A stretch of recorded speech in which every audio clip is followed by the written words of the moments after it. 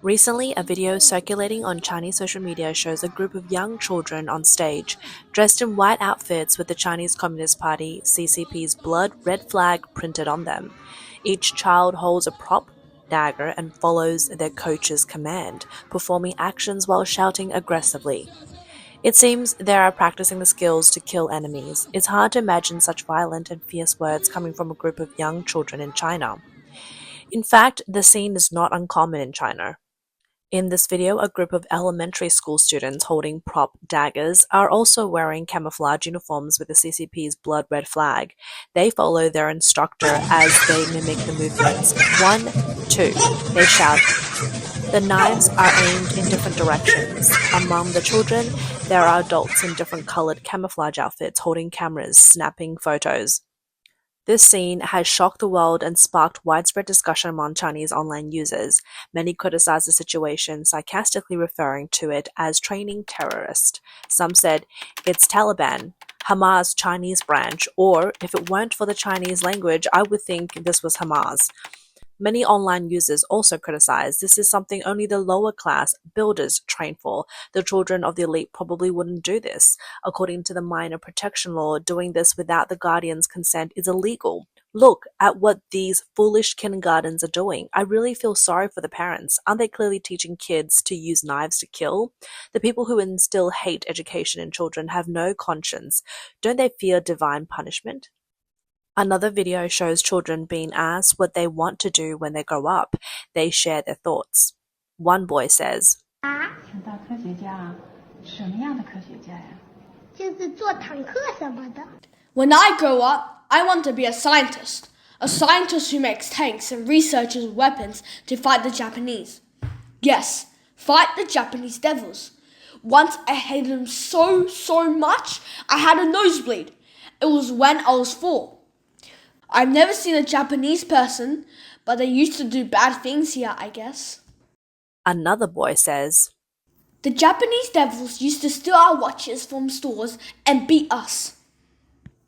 When asked when this happened, the boy responds, A long time ago in ancient times. I hate the Japanese. Whether they are good or bad, I hate them.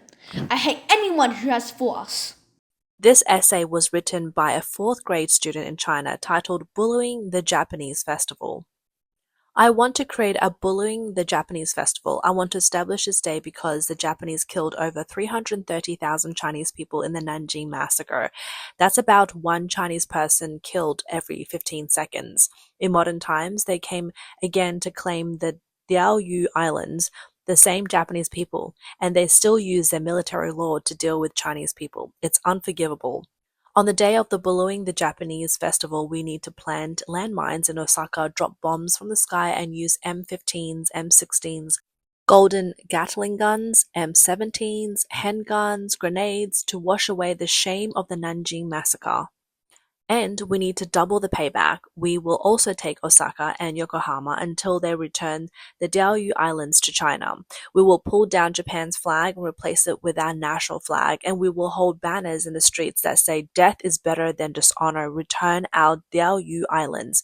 No festivals or activities should be allowed until they return the islands. If anyone sees it, military law should be enforced. If Japan resists, military law will also be applied. Remember, Japanese people, we Chinese cannot be insulted. I'm establishing this festival to humiliate you, to make you understand that we can tolerate death, but we will never tolerate humiliation. Don't think your navy is so powerful. I'm telling you, we can bomb you with our air force. As they say, China is not a country to be taken lightly because we can easily take your life. This violent essay was encouraged by the teacher. The teacher's comment said, "This essay is on topic." Independent social media personality Li Mu Yang commented that a short essay full of hatred and violence was surprisingly approved by the teacher, who claimed it was in line with the intent of the question. A child's world should be full of hope and light, not filled with war. Will education like this make the world better in the future? When essays filled with war and hatred become the correct answer, isn't that the beginning of a tragedy? When we see such situation, it's easy to draw parallels to the CCP's wolf warrior diplomats. Even young children are being turned into wolf warriors. One can't help but ask, what's happening to China's children? Why is this happening?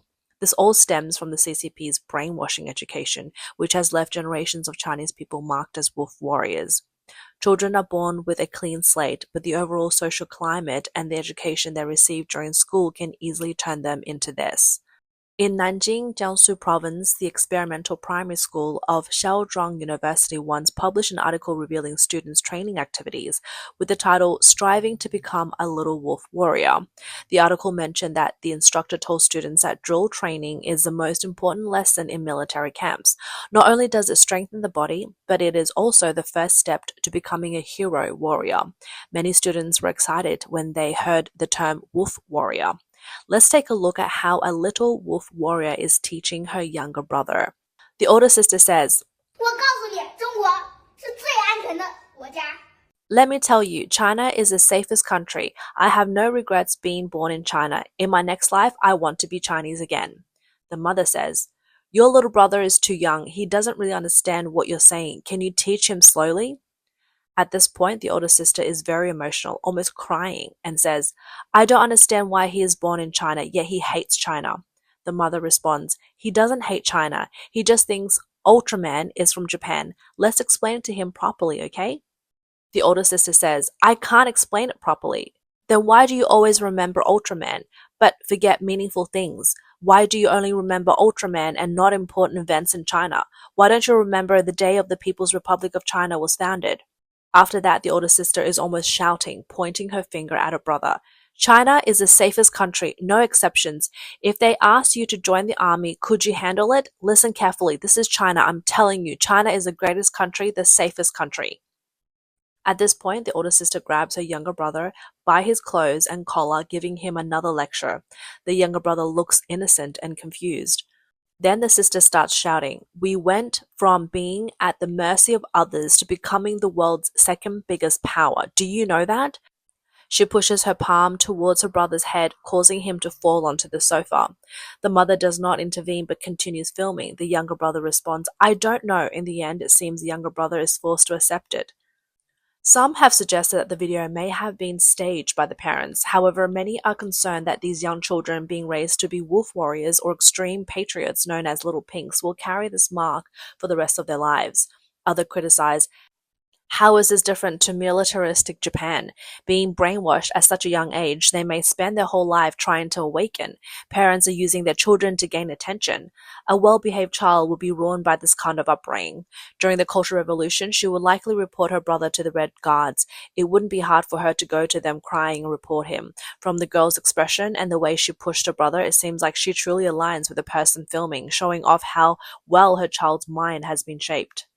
The behavior of these little wolf warriors and little pinks is concerning. If they display such attitudes at a young age, it raises questions about the future development. This issue is closely tied to the CCP's education system. A recent economic study suggests that the rise of the little pink phenomenon may be related to the CCP's 8th round of curriculum reforms. Since the establishment of the CCP in 1949, China has undergone 8 major curriculum revisions in primary and secondary schools. The 8th reform began as a pilot program in September 2001 and was fully implemented by 2005, affecting the content of 18 subjects across primary and secondary education. In 2017, 5 economists, including Davide Cantoni, a scholar of economic history at Munich University, published a paper in the Journal of Political Economy evaluating the impact of CCP's 8th curriculum reform on student ideologies. Through online surveys, they gathered data from 2,000 students at Peking University on their values. Their statistical analysis found that the new curriculum had a significant effect on changing students' political ideologies. Professor Elliot Fan from the Department of Economics at National Taiwan University explained to overseas media that the CCP's curriculum reforms always have political goals. The primary objective of the 8th reform was to cultivate students' patriotism, collective spirit, love of socialism, and the so-called revolutionary traditions, while fostering awareness of socialist democracy and rule of law, as well as respect for national laws and social morality. Elliot Fan pointed out that while these tasks may seem similar to previous curriculum goals, a major change was a shift from slogan-based propaganda to more detailed reasoning to construct the CCP's values. This approach distorts and substitutes universal values, giving the CCP's ideology stronger persuasive power. President of the World Youth Freedom Federation Wang Zhongyi, who was born in China, stated that China's patriotic and wolf warrior education is long-term and continuous.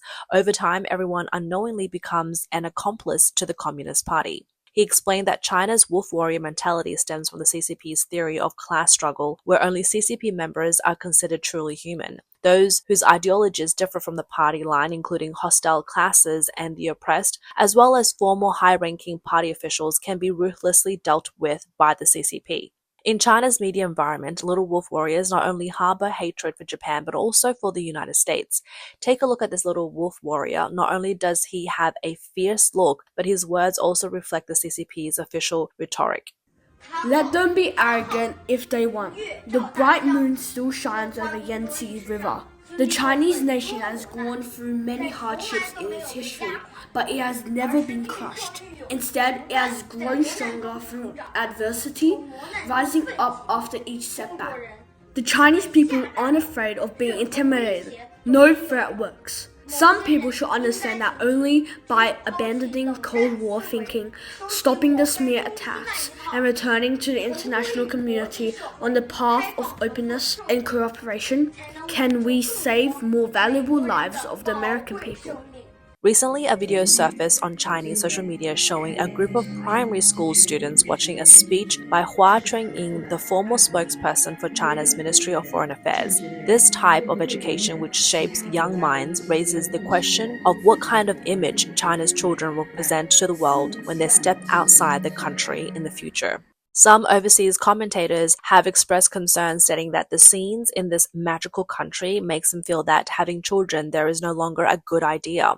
They believe that the consequences of this are inevitable and it could potentially impact the whole world. Others have commented on their own experiences, saying that despite growing up watching state-run news broadcasts and seeing patriotic songs, they ended up becoming critics of the system. They believe that every person who awakens carries a certain gene of righteousness and kindness. Along these little wolf warriors, China also has adults like Hua Chunying, who takes on the warrior mentality. Recently, however, attention has turned to the scandal involving the well-known Chinese internet personality and pro-CCP figure Sima Nan. On March 21st, news broke out that Sima Nan had been involved in tax evasion. The topic became a trending search. That same day, the Beijing Municipal Tax Bureau of the State Taxation Administration released information regarding Sima Nan's tax evasion case. After investigation, it was revealed that from 2019 to 2023, Sima Nan had underpaid individual income tax, VAT, and other taxes amounting to 4.6 million yuan. His company, a film planning center in Beijing, had underpaid corporate income tax by 753,200 yuan.